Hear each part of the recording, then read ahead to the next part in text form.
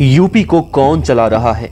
आप कहेंगे योगी जी, हम कहेंगे मुख्तार अंसारी। इसकी वजहें भी हैं।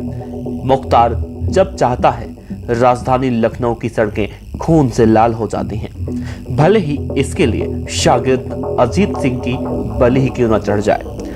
लेकिन ऐसे वारदातों से मुख्तार के रसूख में जरा से भी कमी नहीं आती है।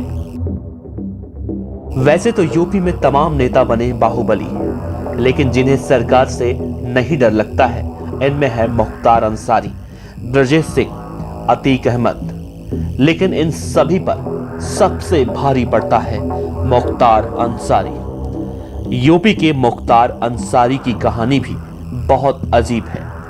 पुलिस जब जब इस बाहुबली पर हाथ डालती है, ये बाहुबली और भी ज्यादा खूंखार हो जाता है।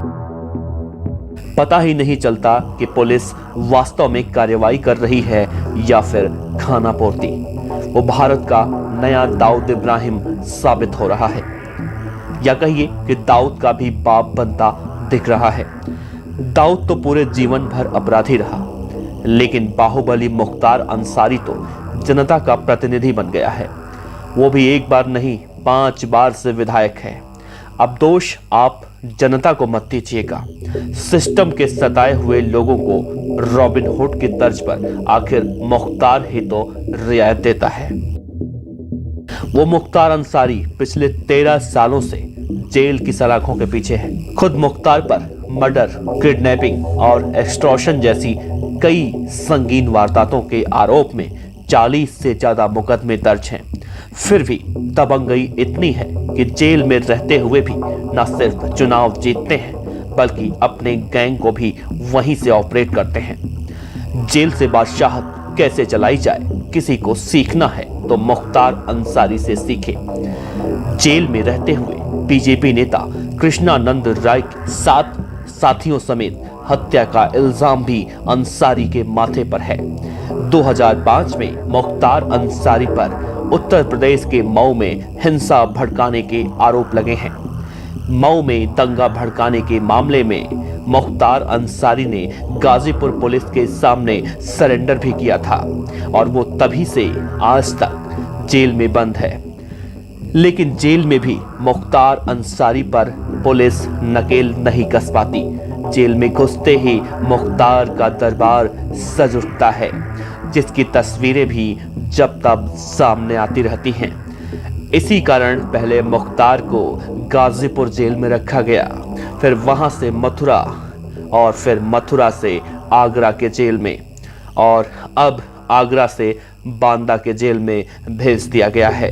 उसके बाद से आज तक मुख्तार को बाहर आना नसीब नहीं हुआ, लेकिन फिर भी पूर्वांचल में उसका दबदबा आज तक कायम है।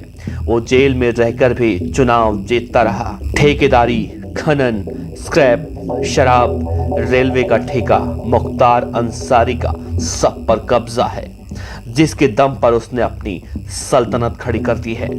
लेकिन ये रॉबिन हुड अगर अमीरों से लूटता है तो गरीबों में बांटता भी है।